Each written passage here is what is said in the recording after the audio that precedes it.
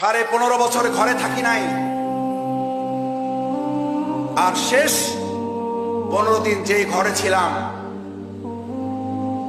আমি বারবার বলতাম, ভাই আমারে ধরতে আসলে কিন্তু আমারে যা মারবে তার চেয়ে আপনারে বেশি মারবে। বুঝেন কিন্তু, বুঝেন কিন্তু। আমি জানি না পাশ থেকে ভাবি কিভাবে শুনছে। ভাই জবাব দেওয়ার আগে ভাবি তার পাশ থেকে, জানালার পাশ থেকে, দরজার পাশ থেকে বলছে, ভাই আপনার ভাই কি করবে জানি না, যদি আমার ঘরে কেউ অন্যায় ভাবে প্রবেশ করতে চায়, আমার এমনি 2টা দাঁড়, একটা বডি আছে।